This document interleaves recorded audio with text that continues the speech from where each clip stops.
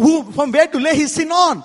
But when you accept Jesus, there is a mediator. He has found a ransom. Now when you accept Jesus and when you try to rectify yourself, found a ransom and purify your heart, what will God do to that body? Yeah, his soul draweth near unto the grave, and his life to the destroyers.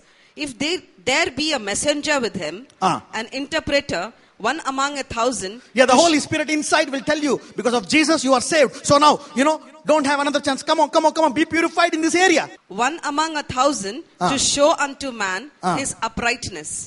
Then he is gracious unto him and saith, deliver him from going down to the pit. I have found a ransom.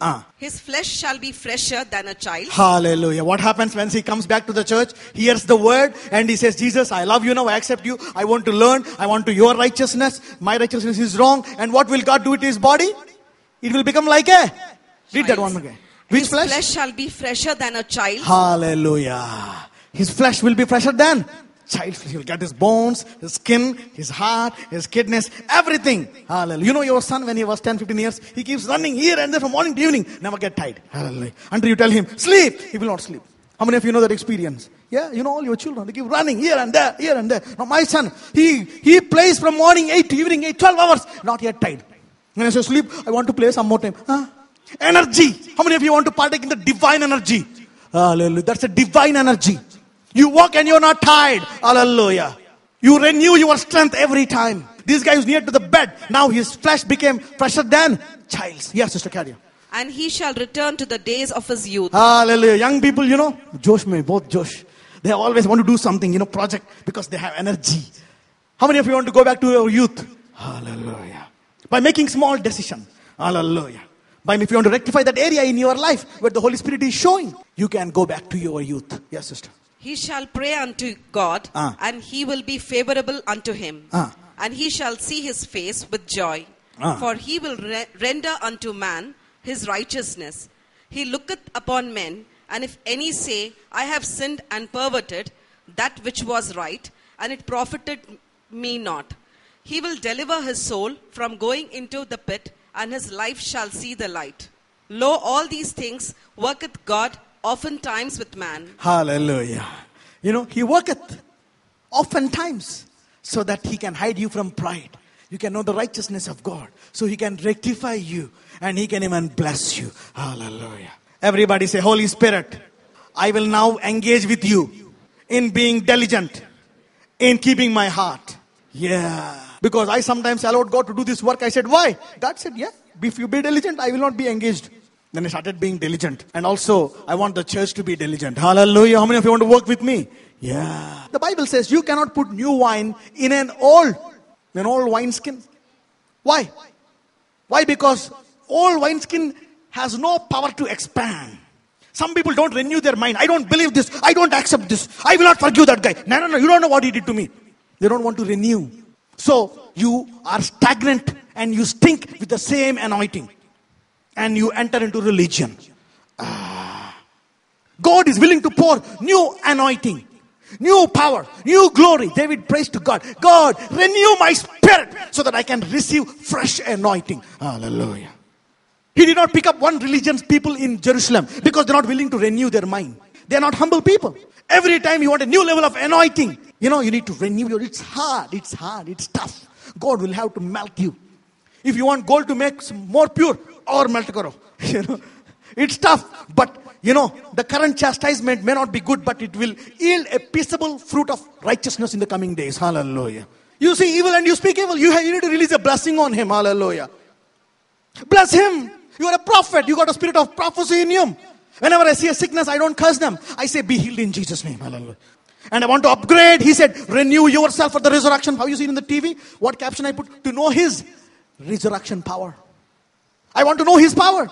Don't see, Jesus died from the harp. No, I want to know him. He is the bride. You are my bride, you stay there. Is that relationship? No, you need to know his power as well. The husband knows his wife. The wife knows his husband. How much wealth the husband has. Humko bhi hai. They don't say, tera hai, mera hai. Jesus says, it's mine. No, for you know. He wants you to know it. He wants you to experience the power. How many of you want to experience that power? Yeah, you are the real bride then. You're the real wife. You take his name. You enjoy his power, his wealth. Let's turn to Job. chapter 36, 7 to 17. He withdraweth not his eyes from the righteous, but with kings are they on the throne. Yea, he doth establish them forever, and they are exalted. Yeah. And if they God want to establish the kings. Who are the kings? You are the king. You know, by the blood, he has made us kings and priests. When you are sinless, you are a king and a priest to the Most High God. Hallelujah. That's what the blood says. Most of the church doesn't confess what you have. You know, when you say you're the Most High God, your language is different. Hallelujah. You know, if you're a king's son, you don't talk to your father. Papa, Raja, your highness. Even the king's son bows before his king. Hallelujah. He respects, because it's not only a father, but also a king. You need to respect your father. You need to bow before him. Use a high level language. Hallelujah. How many of you want to use the king's language? The king's language is to forgive. Hallelujah.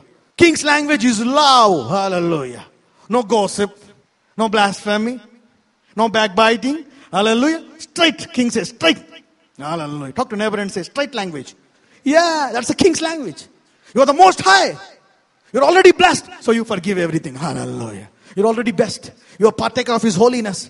You're going to live with Him forever. You said you have 3 relationships. One is the servant relationship. The second is the friend's relationship. The third one is son's relationship. You know the servant. Sab, aur karo? Servant relationship. Friend. Yeah. That's the friend relationship. And son, the father takes care of the son more than himself. Do you know that? Son relationship. That means you are so precious to Jesus, the Father. Hallelujah.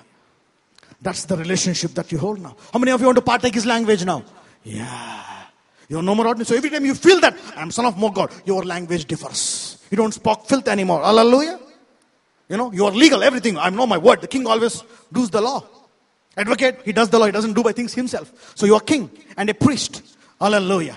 And if they be bound in fetters and be holden in cords of affliction, then He showeth them their work and their transgressions that they have exceeded. Sometimes He binds you up with cords, you know, with cords, with some sort of afflictions, so that He will show your transgressions where your words are going wrong. Sometimes He binds me up. I don't know why, Jesus, why is this not working out? Sometimes, you know, you try getting that money, but it never comes. You do that, you do this, but money never comes. How many of you experienced that? You know, God doesn't want just to prosper, but also to have pleasure. Hallelujah. Talk to neighbor and say, pleasure and prosperity is your life. He doesn't just want you to have prosperity, but also pleasure. A king and a priest. So it's linked to the prosperity of the soul. Yes, Sister Carrie. But if they obey not, they shall perish by the sword, and they shall die without knowledge. But so, you think the problem, what is the problem with them? They need to get some knowledge. Not getting that knowledge is called pride. You don't want to learn in that area. That's pride. That will stop you. Yes, Sister Carrie. But the hypocrites in heart heap up wrath. They cry not when He bindeth them. You know, many times we think the heathen people, they get blessed always. No sickness. They don't pray. They always get prospered. You see, always strong at 70 also. Those who are public relations people, you get frank. You know, they do nothing. Do all sort of mess. Pura, ye to hai. You know, this is like ganda nalla. But still always healthy. You know, some people, they use only filthy words. They keep talking like that, doing everything always healthy. Children wealthy, festival, enjoy, jolly mood. I said, Jesus, am I praying in vain? I do little thing and you struck me like this. You leave the devil, you allow the devil to come and torment me. And that guy, duko, 20 saal, 25 saal se aisa hi ji raha hai. Making more money than me, more happy, more strong. I am struggling to have 1 kid and he had already 6 kids. You are praying, eating oil, drinking oil and no kid till now. Praying and fasting, एक भी बच्चा नहीं है. उसको अब तक वो दादा भी बन गया. What is this problem? Their children healthy, parents healthy, everyone healthy. I cried for many days like this. I stopped praying. But it became more worse in me. Because all I need is some wisdom. Let's see why. What happens to them? Let's turn to Job. I want to show you those things as well. Job 21, 7 to 13. Wherefore do the wicked live? Become old, yea, are mighty in power. Their seed is established in their sight with them, and their offspring before their eyes. Their houses are safe from fear, neither is the rod of God upon them. Yeah. And you know the rod of God is on you. And Paul is writing a letter to the pastor. I have withdrawn. And this pastor is telling now you need to forgive your enemies here. They kick their enemies. Nikal enemy ko. Ho gaya. Right, very good. This guy is still healthy. Eating chicken. Okay. Carry on. Their bull gendereth and faileth not. Their cow calfeth and casteth not her calf. They send forth their little ones like a flock, and their children dance. Yeah. Take the timbrel and harp, and rejoice at the sound of the organ. They spend their days in wealth, and in a moment go down to the grave. That's the problem. Chutke mein wo gayab ho jayenge. Hallelujah. You know, they dance and dance and dance. Check, suddenly you see them, they're not there. Hallelujah. So don't, get frustrated by their prosperity. Hallelujah. Don't get frustrated by why they're prospering. Why God? Why? You don't know they disappear like that. And not only that, what will happen to them? Let us see. Let's turn verse 19. God layeth up his iniquity for his children. He rewardeth him, and he shall know it. Many parents want them to be inflicted, but not their children. How many of you want to do like that? Yeah. You want your children to be safe. Even if you are not safe, not healthy, you want your children to be healthy. Now, what God will do? The rich man here, he will go up and he will be in hell and he will see his children being tormented on this earth. Is it horrible? Yeah. Just like the rich man here on this earth, he did not have a compassionate heart. He never believed Jesus. Everyone will think that rich man went to hell because of his wealth. No, he went to hell because he did not believe in Jesus. Lazarus went to heaven because he believed in Jesus. And he did not give to the poor. The rich man never, you cannot give to the poor unless you give to God. Hallelujah. Because when you give to God, he transforms your heart into heart of mercy. And you start